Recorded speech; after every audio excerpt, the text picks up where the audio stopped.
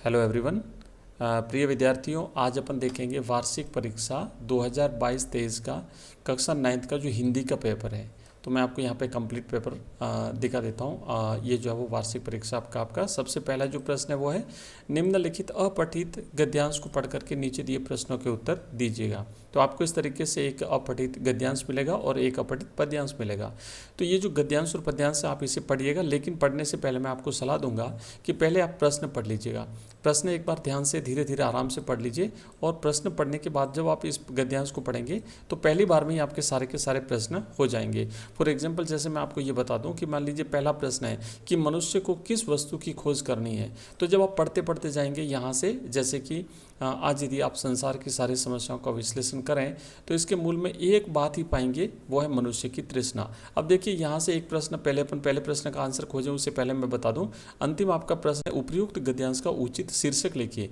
तो शीर्षक जो पूछा जाता है ना, गद्यांश में भी और पद्यांश में भी आता है, तो शीर्षक हमेशा आपको पहली पंक्ति में ही मिलता है, और यहाँ पर भी पहली पंक्ति में मिला है मनुष्य की तृष्णा। तो आप यहाँ पे लिख सकते हैं तृष्णा, या फिर लिख सकते हैं मनुष्य की तृष्णा। तो ये तो हो गया इसका शीर्षक। तो हमने पहला जो प्रश्न पढ़ा था उसका आंसर बता देता हूँ कि मनुष्य को किस वस्तु की खोज करनी है।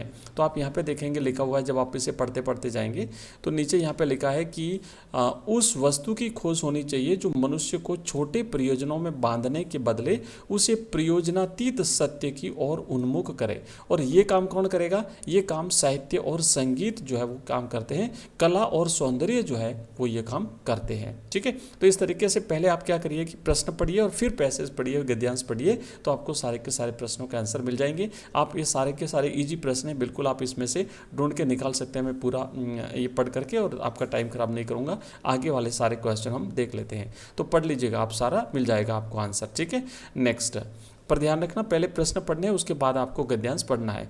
अगला दूसरा प्रश्न लिखा हुआ है कि निम्नलिखित अपठित काव्यांश को पढ़ करके और उसके उस प्रश्नों के उत्तर लिखिए। तो यहाँ पर भी आपको काव्यांश पढ़ना है, उससे पहले एक बार फिर से प्रश्न पढ़ लीजिएगा। उपर्युक्त काव्यांश का उचित शीर्षक बताइए। देखिए एक एक नंबर दोनों में से एक प्रश्न बनता है, शीर्षक आपको पूछा जाता है।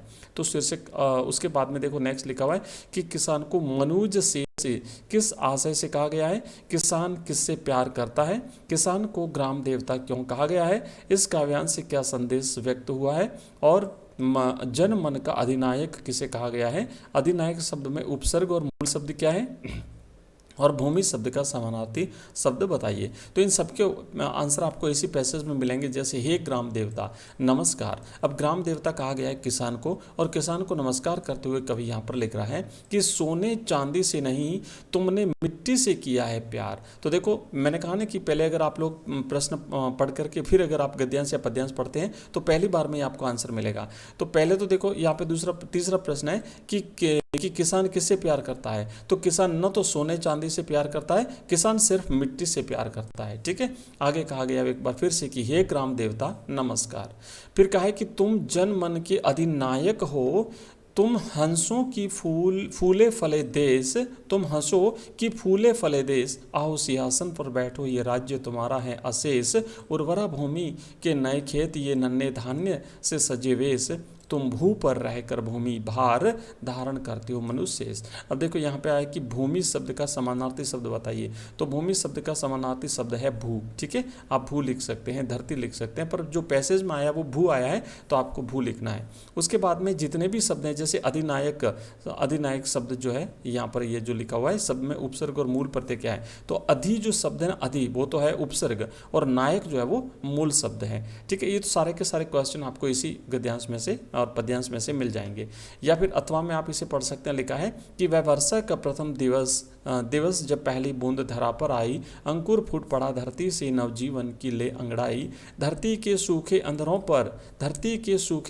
पर गिरी बूंद अमृत सी आकर, वसुंधरा की कली कली मानो फूल बनकर मुस्काई। तो उपयुक्त गद्यांश का उचित शीर्षक दीजिए। यहाँ पे बारिश की बात हो रही है, ठीक है ना, वर्षा की पहली बूंद की बात हो रही है, तो आप शीर्षक लिखेंगे वर्षा की पहली बूंद। उसके बाद देखो नेक्स्ट लिखा है कि वर्षा की बूंद से धरती में क्या परिवर्तन आते हैं। तो देखो भाई, धरती में बहुत सारे परिवर्तन आते हैं, सब कुछ यहाँ पे लिखा हुआ है कि जैसे ही पहली बूंद गिरती है तो उसके बाद में जो अंकुर हैं वो फूट जाते हैं, नया जीवन शुरू होता है। धरती के सूखे जो अधर थे उसमें उस पर पानी जो गिरता है वो अमृत के समान है। और इस तरीके से आप सारी चीज़ें यहाँ पे लिख सकते हैं। वर्षा की बूंद से धरती में क्या परिवर्तन होता है, अंकुर फूट पड़ा धरती से, और इसका आशय क्या है, ये सारे प्रश्न आपको इसमें से मिल जाएंगे। ठीक है, नेक्स्ट यहाँ पे देखो लिखा है कि अमृत शब्द का विलोमार्थी लिखिए। तो आप लिखेंगे अमृत का विलोमार्थी शब्द लिखेंगे विष। ओके, वसुंधरा शब्द के पर्याय रूप लिखिए, तो आप इसके धरती, धरा, वसुंधरा ये सारे लिख सकते हैं। नेक्स्ट तीसरा प्रश्न है, निम्नलिखित विषयों में से किसी एक विषय पर 300 से 500 शब्दों में एक निबंध लिखिए।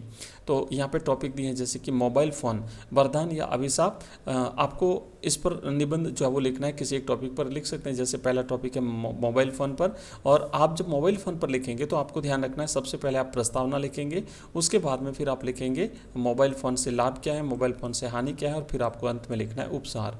आप लिख सकते हैं बेरोजगारी, समस्या और समाधान, इस पर निबंध लिख सकते हैं। इन पॉइंट्स को ध्यान में रख करके आप इस पर जो अपनी अपना निबंध जो है वो आपको लिखना है। ठीक है, जैसे रोजगार अनिवार्य और आवश्यकता, बेरोजगारी बढ़ने के कारण क्या है, बेरोजगारी के दुष्परिणाम क्या है, और बेरोजगारी दूर करने के उपाय।